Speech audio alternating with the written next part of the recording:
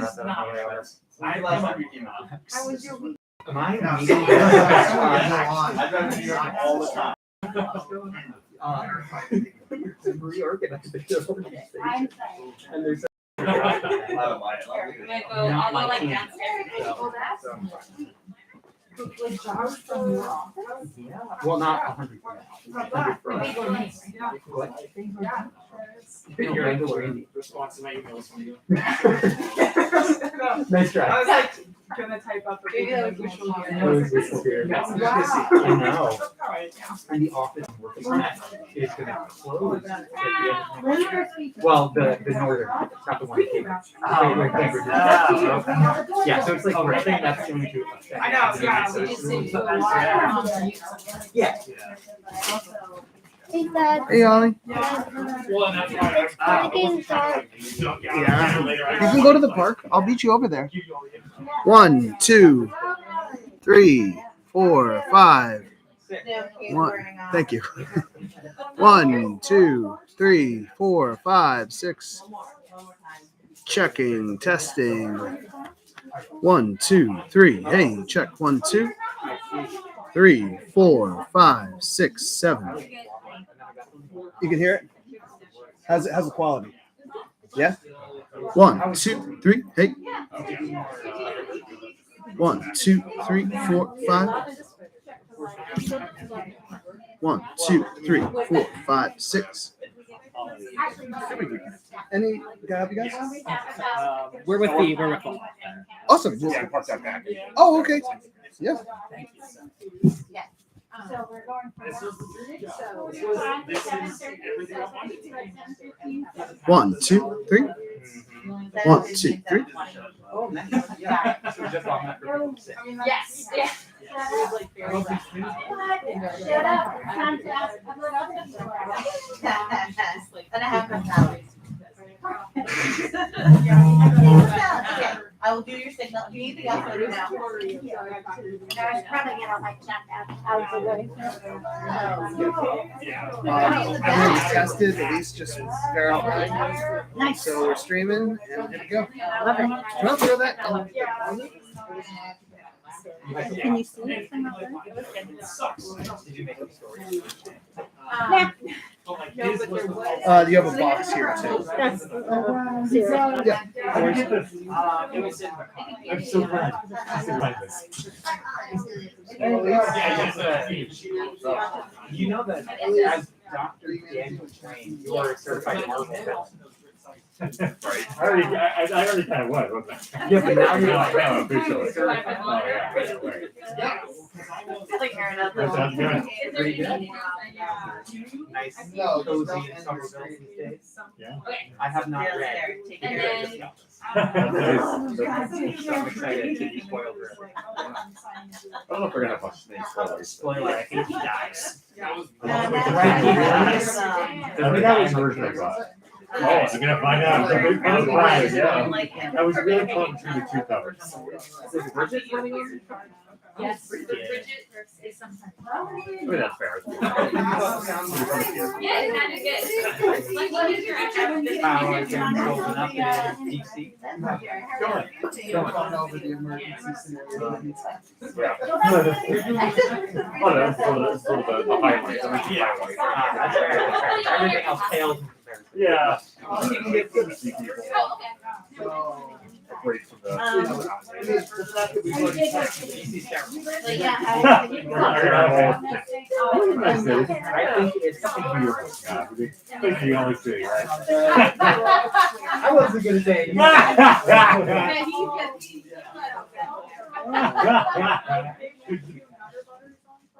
I get frustrated with the transit system. That's fair. Do you know why Charlie cars are called Charlie cars in Boston? There's a song, right? Yeah. About the man who goes into the subway Right. and cannot leave because I know DC has the same. Exactly. mics are on, He can leave because systems tested. he doesn't have that line. And the only so thing you I'll pay in and then you have to pay out. So too much. Is that? That's awesome. That's not how Boston works. No, not anymore. Oh, okay. In the, well, because it used to be that. You could go on and then Try not to make it you'd actually fat. go to a place and then basically how long you travel, you have to pay a little bit more. He does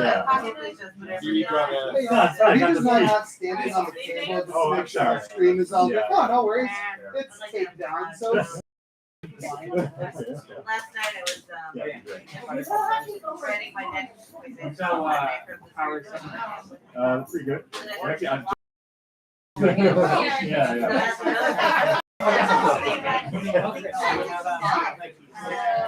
I like the idea. So I pitched her. what is this? I'm looking at like soundscape, like just records in there, listen to noise and big things. And then you just like take some. And honestly, my favorite day. Basically, it's not very like a rigorous like scientifically, or like it's really just making the FFT and just like just slowly through it. Yeah.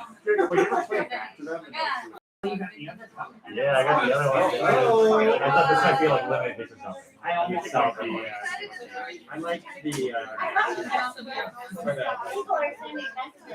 Very exciting story recently. I found out from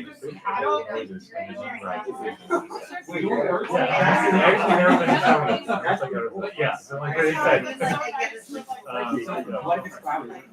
a good question. I have to like listen to that. There's another variable I have to look at. Is there parts of the maybe. But how's your work? My work's pretty good. I was told that I'm working on some high-profile things, but don't tell anyone. Okay. So that was fun. Where did you work place again? Oh, okay. I didn't.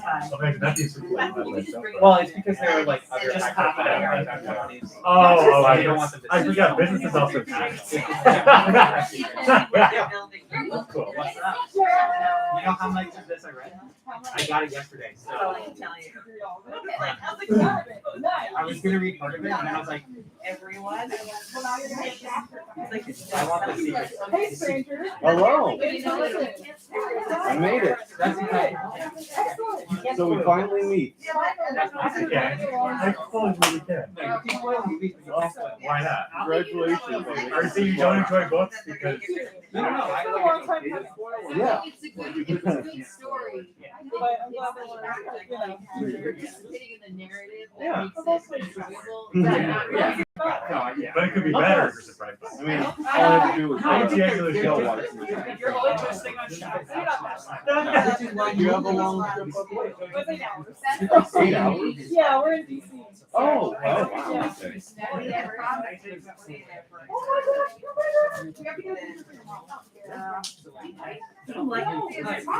I think more movies can be spoiled. Exactly. But I think most books that I read cannot. Right, so, And I- don't worry about it. There's absolutely nothing to worry about. He's very excited. Movies often are like built around shock value, and they like build up to one moment. Okay. And so if you know, and you can appreciate the movie. Sometimes you can appreciate the foreshadowing, but if it's a mediocre movie, you don't. There's no foreshadowing. Yeah. So it's just like He is still. yeah. But books often have like thematic that are a lot more interesting. Like I had known the endings and before I read it, I would probably knowing what to go. Like, like, you know, I think it's very like, we have movies that we opposite. I agree. I just think more movies that I watch are not like don't have a or she's probably balance. Whereas and then most very books that I read, like generally, like it doesn't matter. Like I've been spoiled by that. I had it was going to be get sick and stop speaking. But she so and then since she's really confident and like Oh, this written really nice. Yeah.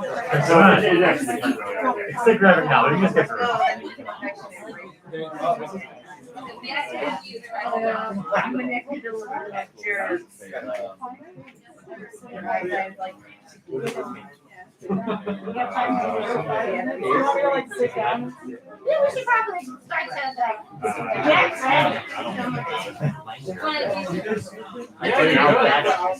He's still lit. He's still alive. Oh, yes, yeah. There you go. I'm sure it's someone deep in the recesses of my. No, you're right. Tom said if we jostle, we might cut the feet. So like, don't make him static. Good to see you. Thanks for coming. Yeah, just deep breaths in. I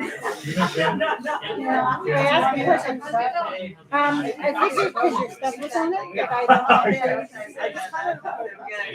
don't. I have no preference. I have no preference. Oh, great, yeah. Damn, that's a deep cut. I have had nothing but. They're not about any, Nice. I was thinking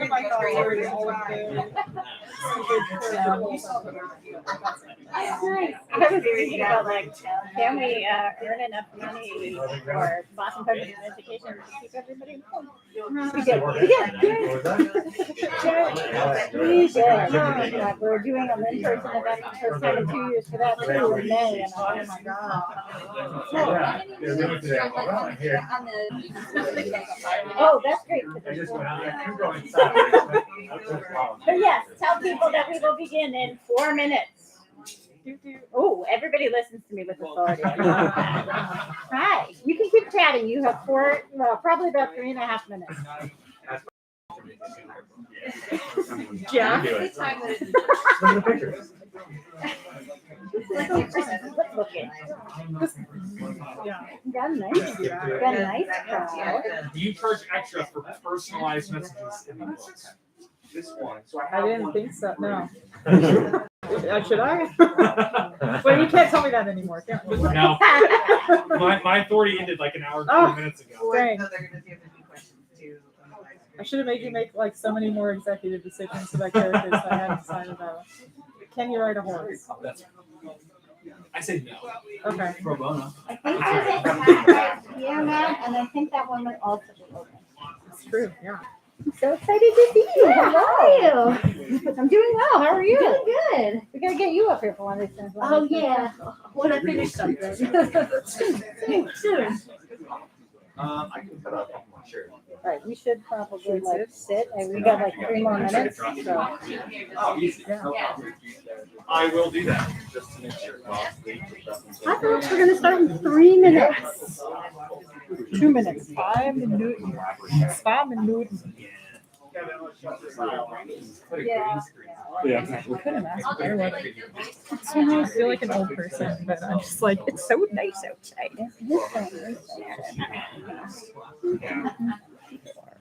Hopefully my lipstick isn't smeared all over my face. Your lipstick? Erin, I'm so honored. No, I didn't.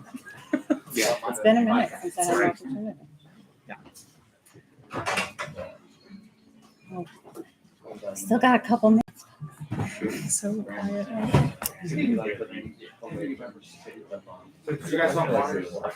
Oh, that's a good idea. Yes, Yeah, we would love that. Thank you. I like entered the store. So I'm gonna grab my water bottle, and then I didn't do that. I'm just gonna move these as close to y'all as possible. You don't have to speak in or lean into them or anything. They're just kind of a voice lift, not like unless you want to sing. All right, I do not. We're always open for that. No We can do one wants karaoke. We can put it on the screen. No, okay. Maybe later. Yeah. Dwayne? There will be no rendition of Kiss from a Rose. Not for me. I mean, Normally, these would have already been out. oh, I'm thank you. getting back into it. I know. The first event. Fancy. The last event was me talking to someone else. Bookends. Yeah. Mm-hmm. It was issues on issues. Thanks, boss. Hold on. Yeah, if we can cut. Oh, yeah. I mean, Queen's great, but Well, wanna it could be- be worse. You could have cut during Bohemian Rhapsody. That's a cardinal sin. Yeah. I wish. I would have waited until the end. Would have had to be Yeah. delayed. Yeah. I, on the other hand, probably would not. Spicy queen takes. I know. All right, it is 6:45. Good evening, everyone, and welcome to the first in-person event that the Ladies of Kamikaze have helped to host in 2 years. I'm so happy to see so many of you here. I'm Erin McGrath. I'm with the Ladies of Kamikaze. We partner with the store here to bring you many exciting events, including a bi-monthly book club. So if you're local, check that out. It's on the first and third Tuesday of the month, and that's back in person too. And Ladies Con. Tonight, I'm super happy to be back in person with you all, and I couldn't think of a better event to kick off what I hope will be a great year of them. So I'm going to give you a little bio of our guest tonight. Sierra Barnes is a historian turned comic creator who currently lives in Washington, D.C., making webcomics and print comics based on history and folklore. She graduated in 2014 from the College of William and Mary with a double major in history and German studies, and graduated in August of 2019 with an MFA in comics from California College of the Arts. She's particularly interested in the relationship between history, mythology, and memory, and her comics reflect this. And we'll be talking about that this evening. Sierra's spoilers, sweetie. Sierra's been a vendor and panelist at Ladies Con. You can watch her on the history and comics panels for both 2020 and 2021 on the Kamikaze YouTube page, where we are live streaming right now. So don't come stream, do that after. I'll be talking to her about the book she's just put into the world, Hans Vogel is Dead. And we're going to leave some time at the end for questions from the audience. Folks on the stream, feel free to type questions in the chat, and my colleague Elise will possibly share them with us. All right.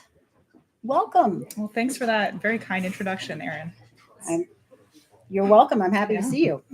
I'd like you to start with just talking a little bit about yourself and what really started this project for you. Wow. Yeah. I mean, after such a nice intro, I feel like everything I'm going to say would be like a downgrade. So I'm a genius who is a genius comic artist. I'm kidding. The Hans Vogel as a journey started when I was in high school in 2010. So it's been over 10 years of Hans Vogel for me, not in its current iteration. I was in a German class in high school, and I was just absolutely enamored with it. I loved the language. I loved my teacher. And I really wanted to like impress her. And I had this notion in my head that I was going to make a comic all in German. And I was like, this is a good thing to do for a high school extra credit assignment that I give myself. Like, this is a good plan. So I was like, I'm going to write a story about a Hessian soldier in the American Revolution. And he like loses his squad and he ends up in the American wilderness, and he joins up with like the Pennsylvania Dutch, and then he has adventures, and that's it. That's going to be the story. And that didn't happen. I ended up changing it. Like, I don't even remember at what point I was like, no, because I was like, haha, the title is funny because he's not actually dead. And then at some point I was like, no, he's going to be dead. He's going to be dead for real. Spoilers. And that's going to be the thing. Yeah. I don't know if it's the spoiler, if it's the title. Sure. He's really dead. And 10 years later, and a German studies degree and a lot more history, and living in Austria, asking personal questions to a lot of people who are very kind and understanding. Here we are. So actually, that's a great transition to how did we get to this story? How did those experiences get to the story you're telling now? You talked a little bit about when you started it, but how's it changed over time, and why this story in this time? That's such a funny question to me, because I have been working on it for so long that calling it sort of in this time feels very odd. Like, I started the comic, making this iteration of the comic and putting it up on as a webcomic in 2015 after I had returned from Austria. And so that was sort of like, I had come back from doing a Fulbright abroad, and it was a wild time to be in Austria. The far right was on the rise. The Freiheitspartei Österreich, which was the like ultra-right nationalist party in Austria, won a bunch of state elections in the state where I was living. It was not a great time. But I sort of had decided that Hans would be a German soldier in World War II in high school, and didn't really think that that was like, oh yeah, he's going to be a Nazi, but like Nazis are long gone. And then sort of spent a lot of my undergrad researching fascism and the history of it and sort of the rise in it in a modern context, and then living abroad and then coming back. And I was like, oh, they're not quite as dead as I would like them to be. This is a bummer. And I sort of conceptualized it as looking at fascism and its rise in the past tense. And it turned out to be much more of something that was still existing in today. So when I like pitched this, I've been pitching this comic to publishers and stuff since I started uploading it on the internet in 2015. And it's been funny sort of hearing people's responses to it, because of course in 2016, heavy sigh. And like people would be like, oh, did you start this comic in response to Trump? And I'd be like, no, it's more of a problem than that. And I was just explaining it to someone in a friend of mine, and her response was, oh, is this about, Putin? And I'm like, no. I think, oh, it's an ongoing problem. And I think that like more conversations being held about how fascism operates, the aesthetic of it, like how it draws people in, is important, because a lot of people, one of the dangerous aspects of fascism I found is that it repeats a lot of very comforting, familiar, kitschy myths. And it's very easy to sort of fall into them and be reassured by them. And that's one of the things that I'm trying to do in this book is, as I've, in my lived experience, encountered these myths, sort of try and take them apart and show how they're not good, understatement of the year. If that makes sense. I feel like I just kind of rambled on a little bit, but do not question yourself. Yeah, it's a lot of things to unpack. It's a whole suitcase. But that's good. That makes it a meaty read. It sure is. Yeah, it's So 172 pages, I think. And just a volume 1. And just a volume 1. Yeah. So you talked a little bit about maybe why you just started this as a comic. But can you talk about how comics as a medium is a useful way to tell this particular story, and maybe a little bit about your process and how you work on the comic itself? Oh, I would love to. Fantastic. I love comics. Yeah, I think that comics are the bomb.com. That's why I do them. I just think that there's a lot of opportunities with comics that you don't have with prose. And I think that they're just very underutilized as an education resource. On sort of one side of things, I think that they're a lot easier to process than just dense texts of prose. I don't know about you guys, but in the pandemic, I felt like my attention span has been like shot, and the only books that I've been managing to finish in the last like 2 years most of them have been comics, pretty exclusively. And I find that there's like really cool opportunities to play with the form of comics that you don't get with prose. There's a really visual element. There's a lot of opportunities to juxtapose sort of what you're directly telling the reader and what you're showing the reader. So, if you show someone saying he was sad and you have a picture of someone smiling, that gives you a lot more information and hits a lot harder emotionally, I feel like, than a lot of other options. Also, I love a good pun. A woman after my own heart. It's true. I know that there are some people out there who disagree with that, but they're wrong. I love, and the thing about comics that I found is that you get to have all of these delicious visual puns. And they're like puns that you don't even have to say. You can just leave them on the page, and if people get them, then they come up to you later and they go, come on. And if they don't, then you're fine. You're off the hook. They don't complain. So yeah, I never imagined Hans Vogel as anything other than a comic. I really had imagined it as a comic before I imagined what it would be. It just never occurred to. I was like, I just want to draw until my wrist falls off, I guess. I just love drawing these stupid little dudes and their silly little faces, and that's just what I want to do for the rest of my life. So, and I say that completely unironically. I love drawing these silly little dudes and their silly little faces. Yeah, Bob, you get me. Yeah, just clapping in the back. I love the process. I like there's sort of like a set rhythm to like going from script to sketches to doing the inking, the line work, coloring. Now I hand letter because yeah. Yeah. No, So you here's just the really thing. want the rest to fall back. I spent 5 years going, I will not hand letter anything. I hate this. I hate my handwriting. I hate everything about this. I chose a cool font. It's fine. And I've been pitching for years and like reliably feedback. I was like, what is your font choice, sweetie? Stop it. And I chose it in 2015. You know, I was just like, this is a fun thing. It's cool. I chose this. This is the bet I'm going to lie in.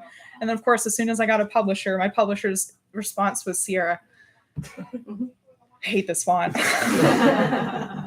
And at that point I was like, well, I did sign a contract and I really want this book published.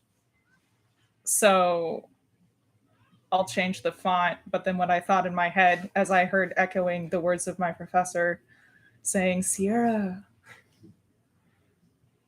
handwriting will always go the best with your work. And I hated it because they were right. You're writing and you're drawing. At some point, you're also got to just commit to the whole process, right? Yeah. So now I hand letter everything, and it's very therapeutic. I'll put on like a silly movie, like a stupid rom-com or something, and or like a really upsetting history movie, like a history movie that's just really bad. You know, writing my handwriting and looking up at the screen and going, ooh, that uniform isn't correct. Or like, ooh, that's the wrong plane. It's great. I love it. It's how I get through the day. And then it'll be 3 a.m. and poor Christopher, my husband, will be lying awake at night and I'll be like, and then they were here in Munich and they shouldn't have been. It's just the circle of life, you know. It's just a beautiful, wonderful experience of creating comics. I would not have thought that would be an important part. But It's critical. It's critical. We're learning so much, folks. Yeah. I want to talk a little bit about this book as an anti-fascist fairy tale. That's sort of the terminology that you use, and we touched on it a little bit. But I actually want to talk about the fairy tales because that's the part I'm super excited about. You know, the tales that the Grimm brothers collected are an underpinning of much of this story. And they become, you know, they start as something that he's drawn to and they become really literal. What drew you to these stories and how do you see them for having resonance for Hans? Yeah, so I'm a confession to make. I'm a Grimm stan. I love the Grimms. I think they did great work. Love the dictionary. It's great improvement in all of our lives. I'm a Grimm exclusionist. There are other fairy tales in this book that are not Grimm's, but the vast majority of them are. And it's hard to say when I first started getting interested in folklore and fairy tales because I always just sort of remember being obsessed with it. Same. Yeah, it's like my dad was an army brat in Germany, and German is his first language, which is sort of why I went into German. And I remember having the old super gnarly Struwwelpeter books. Oh yes. With if you don't know, it's the little German. They're not Grimm, but they're kind of Grimm in the other sense. Grimm with one M for sure. Struwwelpeter is famous because he's the little kid who sucks his thumb, and if you don't stop sucking your thumb, then Struwwelpeter, who is the guy with scissors for hands, will cut off your thumbs. Yeah, there's nodding. Yeah, you're traumatized too. Yeah, I get it. There's a support group after this. We'll talk. And I just you're a kid, and there's 50% of kids who are I'm mortally scarred by this, and 50% of kids who are this is the only thing I'm going to think about for the rest of my life. Give me more of this, please. Yeah, and that was me. I was hell yeah, let's go. I'm ready for the weird stuff. And then I just kept getting into the weird stuff. And I the further down the rabbit hole of folklore the more of the weird, really delicious stuff I found. And shout out to Jürgen Hubert on Twitter, who is a collector and translator of German literature, who is very kind and put up with me sending him Twitter asks in like god awful hours of the night, going, Jürgen, I have a question. Do you know anything about bears? You got any stories about bears? And God bless him. And he'd be like, okay, here you go. Here's some translated, some untranslated. And the wild thing about German folklore up to a point is that there's no standardized spelling of any, like German didn't have standardized spelling until the Grimms basically invented it when they were trying to invent Germany. Short description of German national concept. But so you're reading these stories and then it's just phonetic spelling. Like you're just sitting there trying to sound out what these stories even mean. And they're in the like super flowy old German text. If I have eyesight in the next 5 years, it'll be a miracle. But I love them. I think that there's a universal truth that is encompassed in folklore, that the stories have been passed around for so many people that they've sort of worn off enough of the edges to tell something like a piece of the human experience for all. Well, and you see a lot of the same stories in different cultures, right? Yeah. So Cinderella being a classic example, right? So we have the Perrault version, but there's lots of different versions of that as well. One of the things that I think about when I read this book is how the stories are influencing Hans, they're influencing what's happening, but they're also the concept of the book is they're being then influenced by what's happening out in the real world. I'm just curious about how you see that interplay between people and stories, and if it's a two-way street, and how do we change them and them change us? Yeah, I mean, like the two-way street is really what it is. Like narrative, history is a narrative. Like one of the sort of the defining moment of my high school career was learning that the German word for history and the German word for story are the same word, Geschichte. And that was like, that just unlocked something in my tiny brain. And I was like, oh, this is it. This is the only thing I'm going to be obsessed with for the next 20 years. And I was right. I love that history isn't sort of one concrete story. It is a multitude of stories that we all tell each other. And, you know, in folklore, we don't really know if this is something that just sprung fully formed from 100 people's heads, or if it was based on a single kernel of truth that happened to someone. Often, like, folklore is a combination of the two, an exaggeration of something that really happened. And in a way, us continuing to tell it alters that history, because history is what we remember and what we tell as much as it is something that actually happened. Yeah. And that is like part of what I want to explore in Hans Vogel is Dead, is like the stories, how they're used, and how they end up sort of paying that forward to the people who either believe them or don't. That. These tales, so the Grimms were kind of revolutionary in that they went in, to your point about the weird spelling, collected these oral stories that have been told over and over and over. And then they wrote them down. And in doing that, they also altered them. It's funny because when people think of, say, the Disney version of a fairy tale and the Grimm version of the fairy tale, they'll say that the Grimm version is really the scary and terrible. They actually were altering them to make them less scary to a certain extent. So, like, it's interesting, like the concept of the Grimm version sort of amuses me because there are several editions of the Grimms. I like to use the first editions because those are sort of when the Grimms still thought that they were conducting a linguistic exercise, and because they were recording them to try and preserve the dialect of all of the different little weird areas of Germany. So they recorded these stories phonetically. And the later editions were sort of when their publisher caught up with them and they're like, whoa, people are reading these to their kids. Like, you can't just say that. And one of the like sort of more famous changes is a lot of the villains stopped being moms in later edits and became stepmothers. So the evil stepmother is a censor because we can't let moms like eat their kids and stuff. That's messed up.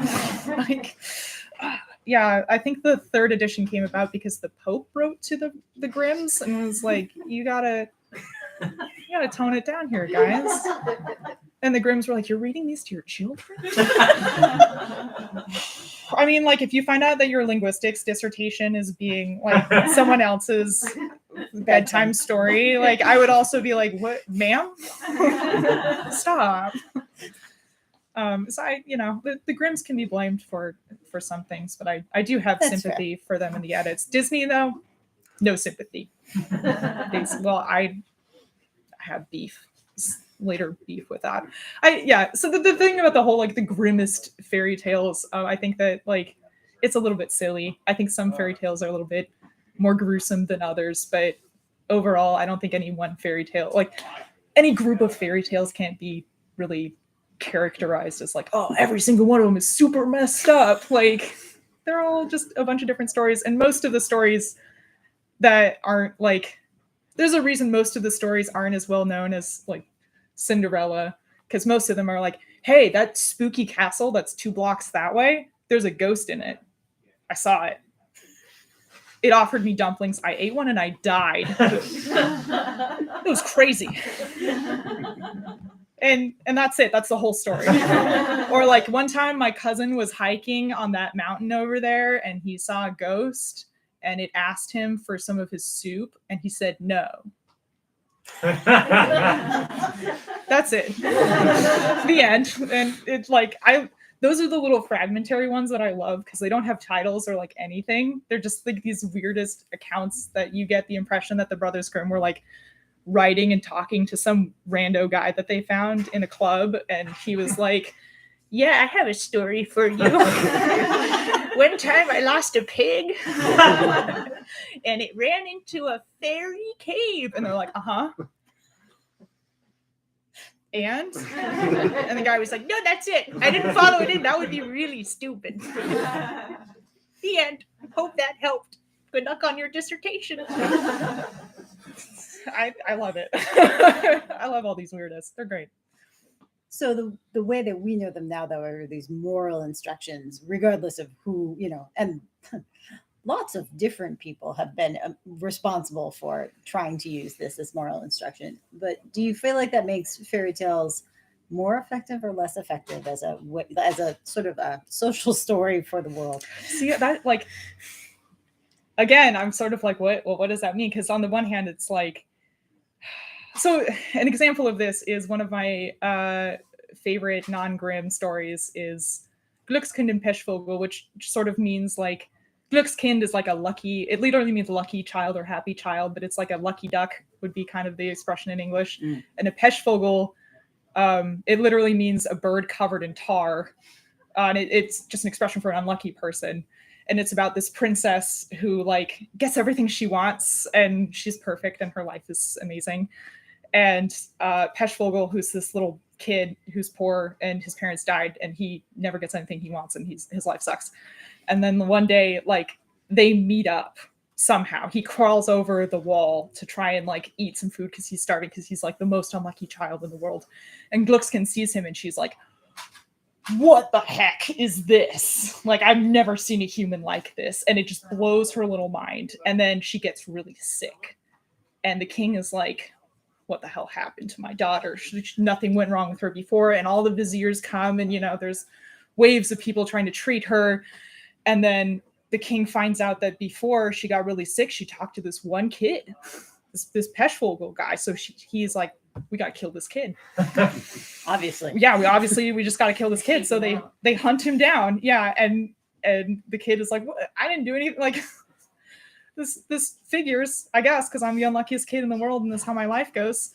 And the princess, when she sees him, sits bolt upright in bed and is like, I'm cured. This is it. I just needed to see my bro. And then they ended up being bros. And that's the end of the story. And I don't know if that's, like, a moral or what. Like, most of the stories don't really have morals as much as they're just sort of weird things to entertain you while you're spinning yarn over the long cold months. Or, like, the original, or I say the original, one of the earlier editions of the Frog Prince, where instead of kissing the frog in order to turn him into a frog, the princess throws him against the wall. Which I like that version a lot better. And so it, like, these stories It's changing. less about uninformed consent. Yeah, it's more about bodily autonomy is really what's going to get you the prince, and I think that's a cool version. The cool thing about fairy tales is that you can always find a version that you're gonna like. At least most of the time. I say always, most of the time. Most of the time, you're gonna find a version. There's some story, the blue light. You're not gonna find a version of that story that you like. I have beef with the blue light. Grimm brothers, if you're out there, we'll talk. But yeah, I like. They can be used as more out there. Fairy tales are what you bring to them in a lot of cases, and that's sort of what really made me want to use them in this context, because as much as like people want to bring sort of like the Disney comfort childhood thing to them, other things that have been brought to them are nationalism and fascism. Right. They became part of the building block of the German state, and accordingly they became part of the National Socialist push to indoctrinate children. And that's like one of the things that I talk about in this book and like continue to talk about moving forward is sort of the inability to not disentangle, it's not even a word, disentangle like sort of fairy tales from the ways in which they're used and how to like try and pick apart that legacy. Critical thinking. Yeah. It's just like saying a flat statement of like fairy tales are this is never, it's never going to be a blanket statement. That's true. You're always going to find contrary examples to that. All right. So I have one last question, and then we're going to turn it over to the audience. But top 5 fairy tales. Top 5. I made a list. I made a list. Perfect. Because I was worried about this. I was like, oh God, I'm going to forget. Yeah, so I'm going to go. These are in no particular order except the first one, which is my all-time favorite. Glückskind and Pechvogel, which I already mentioned. It's not it has a single author, so it's technically not folklore, but it is a fairy tale. And I do like that the princess just gets what she wants all the time. She doesn't have to do anything hard. She just like pitches a fit and lies in bed until her kind of crappy dad brings her what she wants. I love that for her. Good for you. Cinderella is on the list. I actually, it's a classic. I think that it has a lot of. Cinderella's gotten a little hate as being like, well, you know, the prince rescues her, so she doesn't even do anything. I would like to respectfully disagree with that. I think that it speaks to a powerful experience of living within an abusive family and wanting other people to understand how to help you. That's really fair. Also, feet, toes being removed or not toes being removed? Oh, toes being removed for sure. Okay. Okay. Make sure we're on the same page there. Aaron, you had to ask? I thought we knew each other. Just double check it for the audience. Okay, yeah, it's toes chopped all the way. The next 2 are not German, but they are within my heart of hearts. Vasilisa the Beautiful, which is Russian. It's got everything. Stefanovas.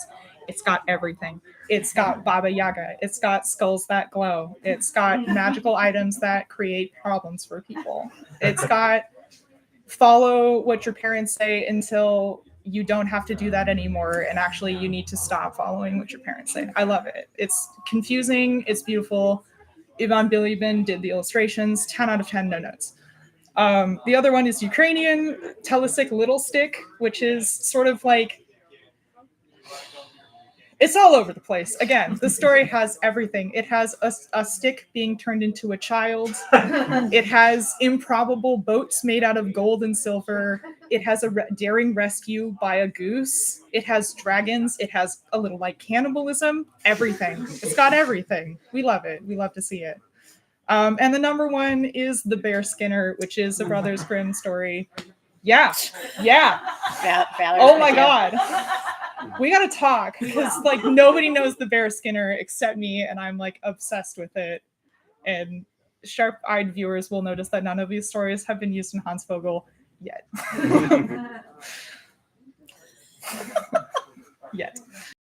So yeah, I hope that's. I won't describe what The Bear Skinner is about. You'll have to ask me about it so I can talk. Right. When you come to get your book signed, ask about the bearskin. Yeah, exactly. So do we have questions from either the live stream or from the folks who are here with us? We got a question from Valerie. No, I'm telling you time. Time. 20 minutes. Yeah. I'm on top of it, lady. Oh, good. Okay. I have a live stream question. Yeah. Ooh.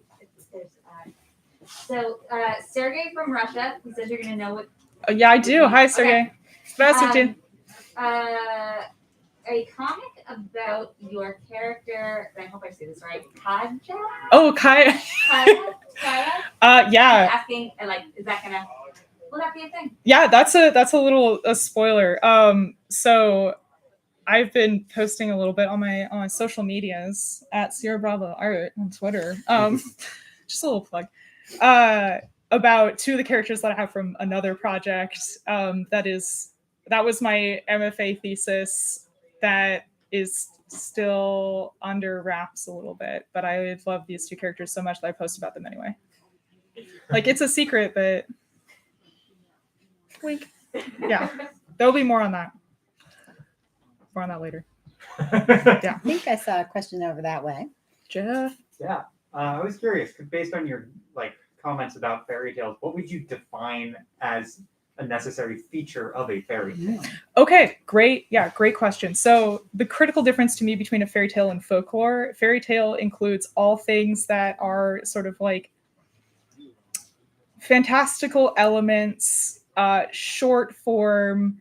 They have to include either a commonly known mythological feature or some sort of and be localized to a specific area. Far, far away, whatever. Most folklore has to be from an unknown creator or creators. It has to be passed down. Fairy tales can be from one creator. So The Little Mermaid, fairy tale. Cinderella, both a fairy tale and folklore. You don't have to have a fairy to be in fairy tale. It's a failing of the English language. Yeah. Fairies not required. Fairies not required. Yeah, often not had. Most of them have fairies. True. Well, I hate to go away from the fairy tale and the folklore aspect, but I was wondering if I could ask a question about the process behind the book, if you don't mind. Oh, for sure, yeah. What? So you mentioned originally that you pictured Hans as a Hessian soldier, but then you decided that he was going to be a Nazi during World War II, which works with the anti-fascist message that you were laying across. But what made you decide for him to be a fighter pilot in the Luftwaffe during specifically the Battle of Britain in late 1940? Great. That was a great question. Somebody has read this story. Yeah. I've known you for... That's we go way back. Yeah. So the Luftwaffe was a specific pick because I had a specific myth that I wanted to set in my sights, as it were, and that is the myth of the clean Luftwaffe. For whatever reason, after World War II, people were like, yeah, no, the Nazis were bad, they were terrible. But for whatever reason, they're like, no, but the Luftwaffe, though, they were cool. They were like knights of the skies or whatever. They were really chivalrous and did nice things occasionally. Which a few nice things does not chivalrous make, and fighting in the skies was just as bloody as anything else. And one of the things that I wanted to talk about was yes, the Luftwaffe was very much involved in not only the execution of the Nazi plan of genocide, but also was a key element of it. And Hans is Hans is a bad guy when he starts he at best he's a little coward, and his cowardice sort of puts him in a position where he does bad things and hurts a lot of people. The Battle of Britain, I like it. Again, the mythos that surrounds the Battle of Britain is impenetrable, and I want to talk about it if it's a lot of people killing each other. For all of the sure, we all watched the Battle of Britain with every conceivable British actor in it in the 60s, and it's great. I love that movie.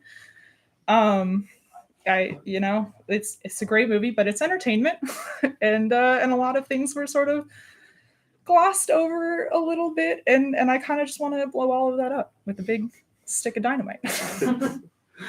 And I guess I just wanted to draw planes because I hate myself.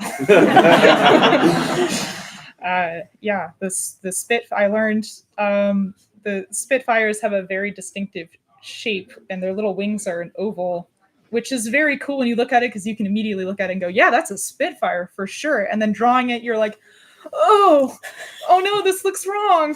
Why does this look so bad? I don't understand. I'm like tracing it. I'm like, why does it? I look at the image. I'm like, yeah, okay, that looks good. That's right. That's correct. That's a plane. And then I trace it. And I'm like, okay, yeah, it lines up. And then I take away the image and it looks completely wrong. I don't understand it. I borrowed a friend's models, and he had these two gorgeous, like yay big plane models of a Messerschmitt E model, the BF 109 E4. This is like tattooed to my soul now. BF 109 E4, which is Emil. And the Hans calls his plane Emil because that's what the model of plane was called. So he's just sort of naming. It's like the equivalent of naming your car Chevrolet. He's terrible at naming things. Stupid. Bless the stupid child. And the Spitfire, which I think is the Mark. I think it's actually Mark 1s. Yeah, it's really early Spitfire, and they had gorgeous models. And I just took every conceivable angle of picture of these planes, and I like held them up at angles, and I was taking pictures. I have like 400 pictures of these planes on my phone today, and I will never delete them. I'm keeping them forever. I will delete pictures of my wedding before I do that. I'm sorry, Chris, but I'm never gonna find as good models as these planes. We have backups of the wedding photos. I don't have backups of these planes. Yeah, so if anyone has like a 2-foot wingspan BF 109E that they are looking to get rid of, I will pay probably stupid amounts of money for it. Man. So before you were talking about image text interdependence with comics, and I was wondering if in that vein you thought there were any unique advantages or disadvantages specifically to adapting fairy tales into comic form? Yes. Fairy tales are vivid, right? Like there are certain images that immediately, like the red cloak. And the nice thing about a comic is that I don't even have to say red cloak. I can just put a character in a red cloak. I don't even have to put the character in a comic in a red cloak. I can put the character in red cloak in promo. Yeah. And people will go, that's Little Red Riding Hood. And I'll be like, you're right. You're so right. Good job. Yeah. And this is a spoiler. Yeah, the character who is in a red cloak in the promo is Red Riding Hood. That's a freebie for next volume. I think that there's such vivid imagery inlaid with fairy tales that you can, again, with the visual puns, you can just drop it in there, and that's another layer to the page that you're developing, and you don't even have to address it. You could, if I put a glass slipper in the corner of a panel, it doesn't even have to be about what's happening in the panel, but people will go, that's a glass slipper, and that's a whole other story that you are bringing into this thing. And I like, before people go, Sierra, isn't that an Easter egg? Don't you hate Easter eggs? Yes, I do. But like, I hate Easter eggs when they become the focus of the shot. So if you just have like, here's a dinner party going on, and then suddenly a whole panel of a glass slipper, and then more dinner party going on, please use them responsibly. It's very important. But yeah, I mean, comics are sort of a vulgar media, right? And fairy tales have always been a vulgar media, so they're friends. I like to think that they like hug and maybe kiss a little bit. Ooh, yeah. Ship them. Yeah, I ship them. I ship them hard. Yeah. All right. Yeah. So, knife guns. Knife guns. We got a real fan in the back. Great invention, greatest invention, or weaponry, evolutionary dead end. Okay. Yeah. So, for those of you who haven't been following the Kickstarter campaign, Ned, who is not here currently, but shout out to him. God, maybe like 2 years, a year and a half ago. Yeah, year and a half ago. Yeah. Introduced me to the knife gun, which was a weapon made in like 1500s Bavaria. It's at the Met. If anyone wants to take me to the Met to see this. and it's a hunting knife, and it's like yay big probably, and it's a little cleaver, and it's got a gun. It's just like a little pistol on the end of it, so you can fire the gun and then you can chop it. Why not? I guess. It also has a calendar, which is my favorite aspect of it. Yeah, there's a calendar on the blade for some reason. That's what. When you chop this thing. Yeah, exactly. That's what really made it for me. Yeah, it's like a Swiss Army knife, but way worse in every way. So, of course, Ned was like, you should obviously give Reineke this incredibly dangerous, awkward, unwieldy weapon. And Reineke is a 12-year-old girl, possibly with mange, cursed to look like a fox. So, of course, I was like, yeah, of course she's going to get this. This is obviously happening. And I made it a Kickstarter goal of when we hit 300 backers that Reineke would get a knife gun. So she will be getting a knife gun in Chapter 7 of Hans Vogel is Dead. That's a promise. The people get what they want. Will she hurt herself? I don't know. It's one of the many questions we're just going to have to answer. Unfortunately, history has shown that the knife gun, it does appear to be some sort of weaponry, evolutionary dead end. Unless you count the Swiss Army knife as sort of a spiritual successor, but I don't see any one of those having a calendar on it. Major flaw. Major flaw, yeah. Swiss Army knife people, if you're hearing this, get on with it. Is a knife gun very different than a bayonet? Yes, unfortunately. That emphasizes the gun over the knife. Yeah, exactly. Yeah. I would argue that a bayonet is a gun knife. As opposed to Have you seen the fish hook gun? No. It's like a fish hook that when the fish bites it, it's also a gun. That seems so it's unnecessary. Very small. Yeah, I think that they didn't make it anymore because it was like a little bit over. I love Literal that. Yeah. Humans are great. Like why would you make that? But why wouldn't you? Yeah. Oh, I have an idea. It's okay because we're almost to the end of our time, but Yeah. we do have time for one more question if there is one. All right. I've got. There's one here. Well, you know what? I think we can maybe squeeze them both in. Let's go to Matt and then the live. I just want to respect our live stream folks. I like love I like that they're talking. talking to us. Yeah. I was actually, maybe mine could be at the very end. I was going to ask how your Kickstarter experience was. Oh, okay. Then yeah, let's go to the stream question first. This is also maybe a good closer. Is will we see the alternative timeline story? Hans Vogel is undead. Next Kickstarter. Yeah. I don't. There's a certain Valkyrie in this book who I don't think could, for love of money or Odin, bring him back. I don't. Yeah. Well, I guess he's. I don't know. Spoilers. Yeah. We've come to like a philosophical crossroads. Yeah. No. It's funny because I'm working on like another project right now that involves a lot of zombies. So I'm like, well, there's more crossover to that than like you would think, but I can't really talk about it. So. Noted. Yeah.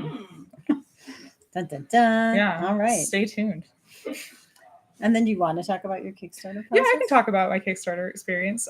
First of all, shout out to Lizzie and Cast Iron Publishing, my publisher, who ran it, and I didn't have to. Yay! It's very sexy and cool of them. So I hope that she's watching from merry old England. She could join us tonight, but she's great. I love working with her. And she sent me flowers earlier, but I had to put them in the car, but that was so nice of her. Thanks, Lizzie.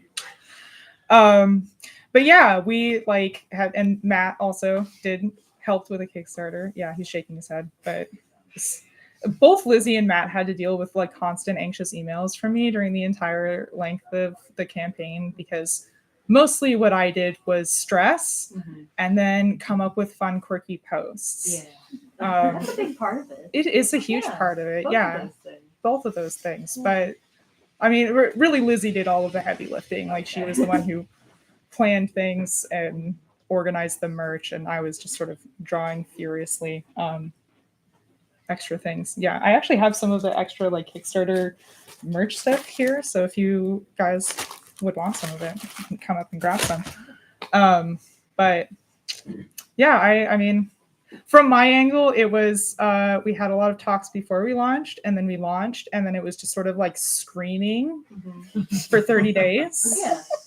And then I funded, and then there was more screaming, and I drank a lot. And then actually, I got some very nice contributions of suggested cocktails themed by Hans Vogel themed cocktails. That's English. One of them being from Erin, and they were all tasty, and I drank them all in a night, and it was not a good idea. Oh, and the one, yeah, some of them were much more mixed drinks than others, and it was good. They tasted good, and I mostly remember the next day. And then, then there was just more screaming at the end of the campaign. So, yeah, I can talk more like in depth, but from my perspective, that's sort of That sounded like a pretty good experience. yeah, it's a lot of Pretty screaming. normal one. Yeah, basically. screaming, funding, screaming. Yeah. Yeah, I mean, it's very Drinking. similar to the process of making a comic, Yeah. really, which is just sort of like, It's just condensed into 30 days.